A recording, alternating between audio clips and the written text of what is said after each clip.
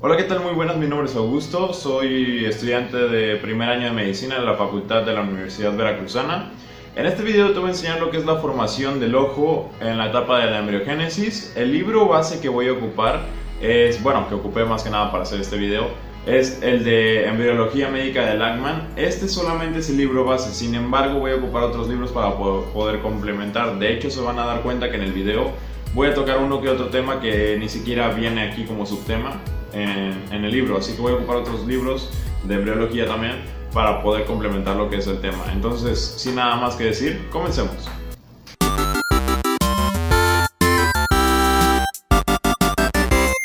Y bueno, comenzaremos este video con lo que es la explicación de la formación de la copa óptica y de la vesícula del cristalino. Bueno, aproximadamente en el día 22 se va a notar una especie de surco en cada lado a nivel del proencéfalo del embrión. Una especie de surco, es decir, una especie de hendidura a los laterales del cráneo del embrión, lo que se supone que es el cráneo en ese momento. Y esos surcos se van a quedar en stand-by, es decir, no va a pasar nada con ellos hasta que llegamos hasta el día aproximadamente 28, que es cuando acaba la neurulación, se cierran los polos del tubo neural y finalmente esos surcos, ¿qué es lo que va a pasar con ellos? Bueno, se va a crear una evaginación hacia adentro del mesénquima del embrión. Esto nos va a dar lugar a lo que es la vesícula óptica. Esta vesícula óptica está todavía conectada con lo que es el ectodermo superficial del embrión. Es decir, tenemos la vesícula y va a seguir unida a lo que es el ectodermo superficial del embrión. ¿Qué va a pasar? Bueno, el ectodermo superficial del embrión va a crear un engrosamiento y nos va a dar lugar también a lo que es la placoda del cristalino. Esa placoda del cristalino la vamos a dejar por un ladito porque de momento no va a ocurrir nada con ella.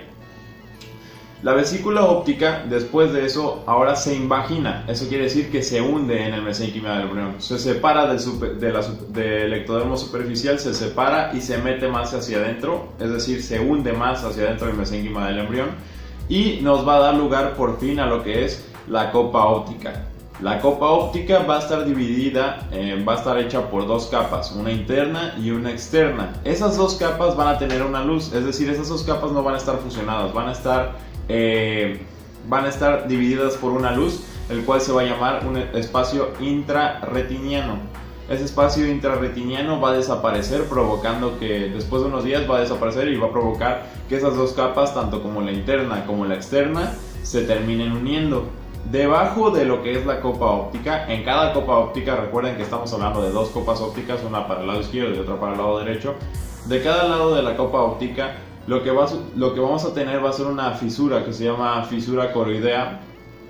Y esta fisura coroidea es una especie de fisura, una especie de surco, un corte en lo que es en la parte baja de la copa óptica, el cual sirve para que por ahí va a pasar lo que es la arteria hialoidea y se va a conectar con lo que es la cámara interna del ojo, que nos va a ayudar, como saben, las arterias para la irrigación del ojo.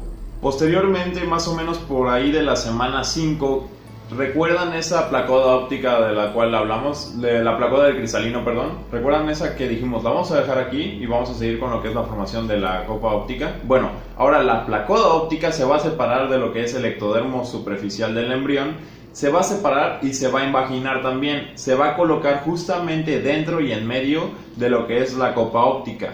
Una vez que ya se coloca, bueno, se crea lo que es, antes se llamaba placoda del cristalino, ahora se va a llamar vesícula del cristalino y se va a encontrar justamente dentro de la copa óptica. También, ¿qué es lo que sucede? Más o menos en la séptima semana, la copa óptica, como les recuerdo, está dividida por una fisura. Bueno, los labios de esa fisura se van a fusionar ahora, y nos va a dar lugar a lo que es una especie de tubo. Y entonces se va a formar lo que es la boca de la copa óptica, que en un futuro se va a convertir eso en lo que es nuestra pupila.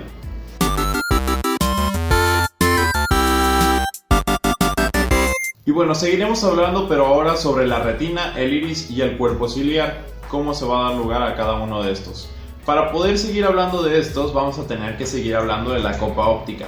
Como les dije, la copa óptica está constituida por dos capas, una interna y una externa. La capa externa se llama capa pigmentaria de la retina, la cual va a estar constituida por gránulos de pigmento y esa va a ser su característica básica.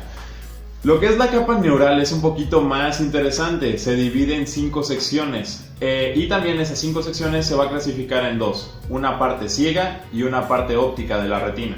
Pero bueno, vamos a hablar primero de lo que es la parte óptica de la retina. La parte óptica de la retina está constituida por las 4 secciones posteriores de la capa óptica y la ciega, pues como les había dicho, por la única sección anterior que nos quedaría.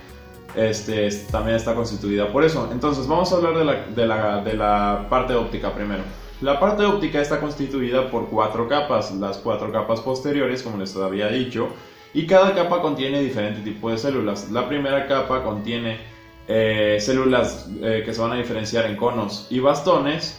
La segunda capa va a estar constituida y se va a llamar capa nuclear externa. Después tendríamos capa nuclear interna y después tendríamos lo que es la capa de células ganglionares. Las dos capas nucleares, tendríamos la capa nuclear externa, que está constituida por núcleos de células de conos y bastones, y la interna va a estar constituida por células bipolares. Estas capas nucleares nos va a servir para la generación de neuronas y células de soporte.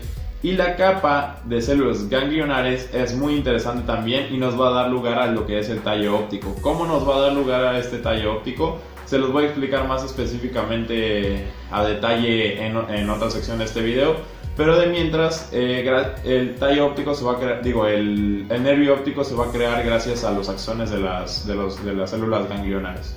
Ahora hablaremos de la parte ciega de la capa óptica, lo cual nos va a dar lugar a la parte iridia de la retina. Más tarde se va a dividir y nos va a dar lugar a la parte iridia de la retina y a la parte ciliar de la retina.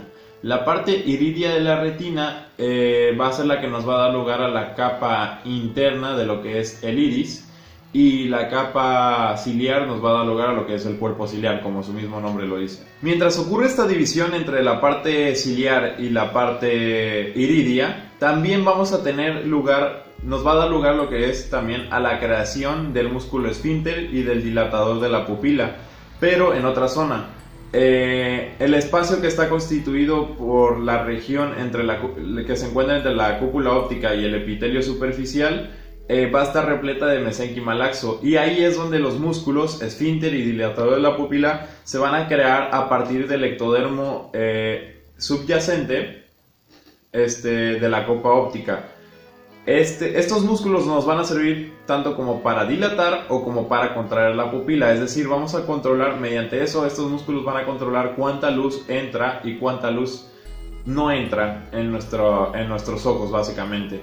Y bueno, también en lo que es en la etapa adulta, el iris va a estar constituido por 2 secciones, una capa que está totalmente vascularizada y otra capa llamada sin pigmento de la capa óptica, y la otra que va a estar muy vascularizada va a ser una capa de tejido conectivo, el cual contiene los músculos de la pupila.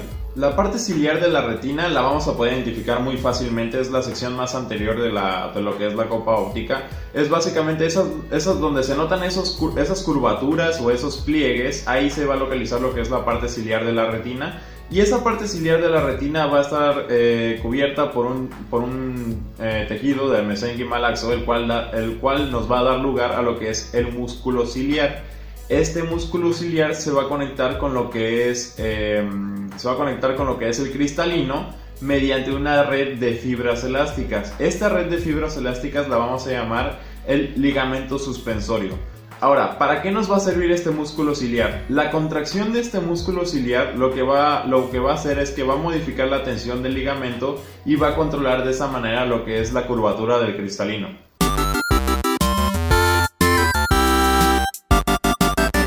Ahora sí vamos a poder hablar de lo que es la formación del cristalino. Recuerden que nos quedamos con lo que es la vesícula del cristalino, que se posicionaba justamente dentro y en medio, digamos, de lo que es la copa óptica. Bueno, pues ese no es el cristalino, simplemente es la vesícula del cristalino. Ok, ¿qué es lo que va a suceder? Después de que se crea esa vesícula del cristalino, las células de la pared posterior del cristalino van a empezar a alargarse, de tal manera que se van a empezar a crear unas fibras largas, y no van a llegar estas fibras largas a conectarse con la... Bueno, van a llenar... La función de estas fibras es llenar lo que es la luz, el espacio que existe en la vesícula del cristalino. Entonces se van a empezar a alargar de tal manera que se van a intentar conectar con la pared anterior del cristalino. No se van a conectar hasta la semana 7. Sin embargo, esta luz se va a llenar en la semana 7, pero la formación del cristalino no va a acabar aquí. Posteriormente, estas fibras que llenaron primero el cristalino se van a llamar fibras primarias del cristalino, y después van a llegar lo que son las fibras secundarias del cristalino. La única diferencia es que las fibras secundarias se siguen uniendo a lo que es el núcleo del cristalino. Las fibras primarias se van a localizar en lo que es el centro del cristalino, y las fibras secundarias se van a localizar a los laterales del cristalino.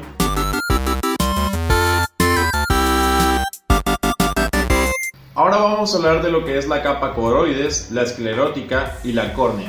Pues bueno, primero vamos a hablar de lo que es el primordio del ojo. El primordio del ojo va a estar rodeado por un mesénquima laxo, el cual este mesénquima laxo se va a diferenciar en una capa interna y en una capa externa. La capa interna se va a llamar coroides y la capa externa se va a llamar esclerótica. ¿Cuál es la diferencia entre estas dos?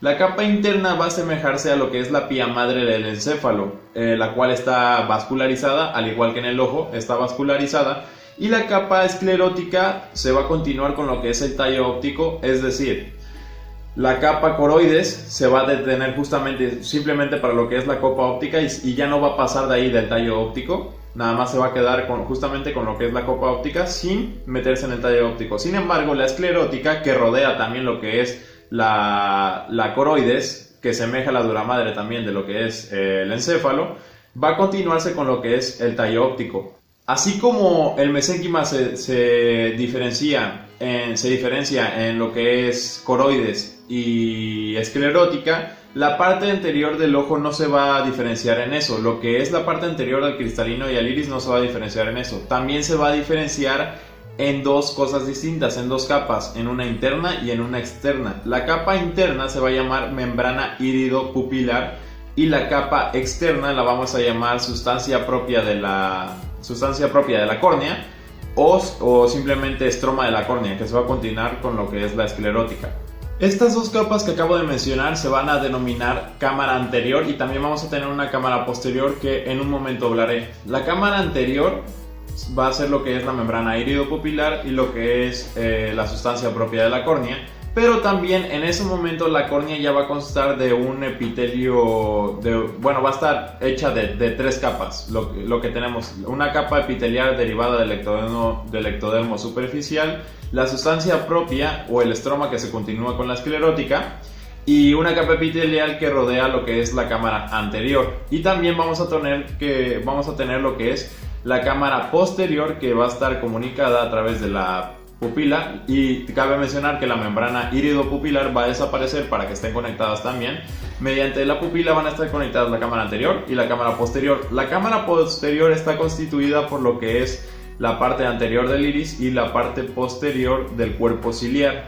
Entonces, ese espacio que existe ahí va a ser lo que es la cámara posterior. Dentro de esas dos cámaras va a existir un líquido llamado humor acuoso, el cual va a estar transcurriendo a través de esas dos cámaras, de tal manera que va a nutrir lo que es el cristalino y a la córnea, porque carecen de vascularización. Después ese líquido va a caer en lo que es el seno en el seno venoso de la esclerótica, y pues va a regresar a lo que es al torrente sanguíneo.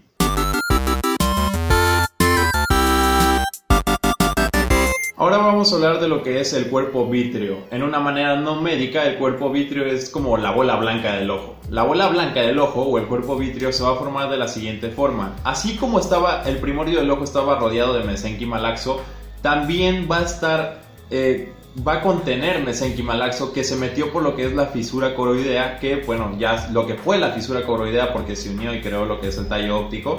Va a contener ese mesénquima, el cual ese mesénquima va a crear a los vasos hialoideos que van a irrigar durante la vida intrauterina a lo que es el cristalino, y va a constituir lo que es la capa vascular en la superficie interna de lo que es la retina. Ahora sí, ¿cómo se crea el cuerpo vítreo? Pues bueno, este cuerpo vítreo o este mesénquima va a crear una red entre lo que es la retina y el cristalino, y de esa manera esa red de fibras que se va a crear entre la retina y el cristalino posteriormente va a ser llenada en los espacios intersticiales por una sustancia gelatinosa. Esta sustancia gelatinosa es la que nos va a dar lugar a lo que es el cuerpo vítreo.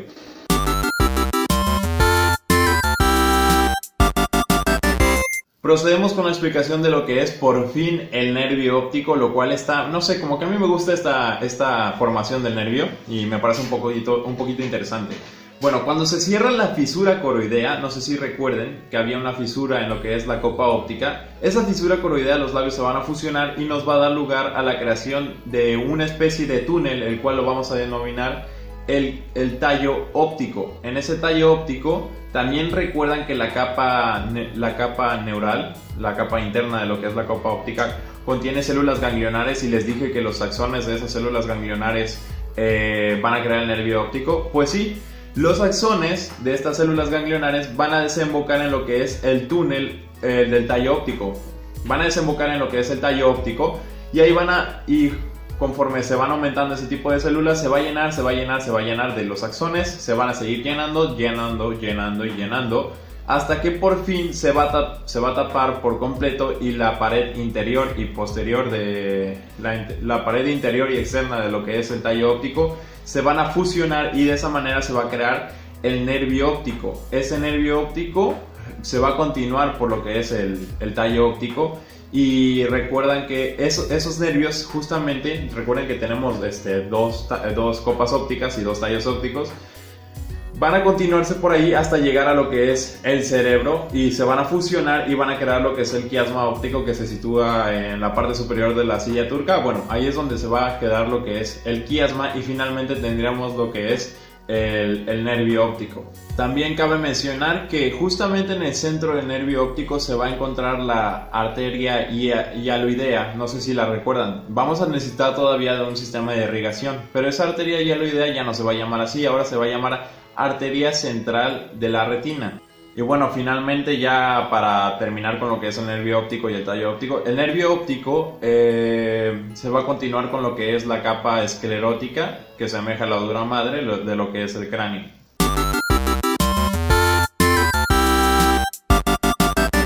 Ahora, ¿de dónde surgen nuestros párpados? Nuestros párpados se forman a través de lo que es el mesénquima de las células de la cresta neural y también surgen a través de lo que es el ectodermo superficial que crece en las córneas. Esto sucede más o menos por la semana 6 y los párpados en la semana 8 se adhieren y se quedan adheridos por ahí hasta entre la semana 26 a la 28. Mientras están adheridos hay una especie de saco conjuntival justamente delante de la córnea. Cuando los párpados se abren, la conjuntiva vulvar se refleja en la parte anterior de lo que es la esclerótica y el epitelio de la superficie de la córnea. Y la conjuntiva palpebral reviste lo que es la superficie interna de los párpados. Las pestañas y las glándulas de los párpados provienen a través del ectodermo superficial, como la mayoría de lo que es el sistema tegumentario. También tenemos lo que son las placas tarsales y el tejido conjuntivo de los párpados, que se forman a través del mesénquima de los párpados en desarrollo. Y finalmente tendríamos lo que es el músculo orbicular del ojo, que está inervado por lo que es el par craneal 7, o sea, el par craneal 7, el facial, y se forma a través del mesénquima del segundo arco faríngeo.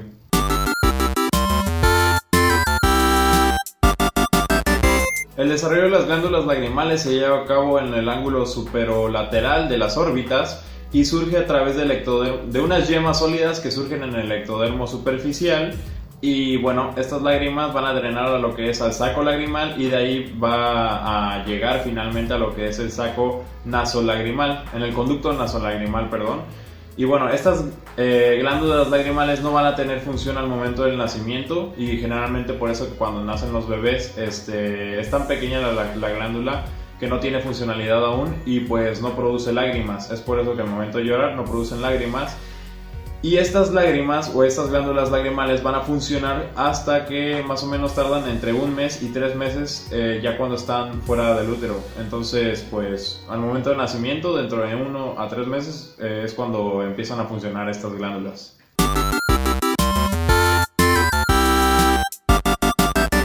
Ahora, ¿quieres saber por qué tienes los ojos de color café o color azul o como los tengas?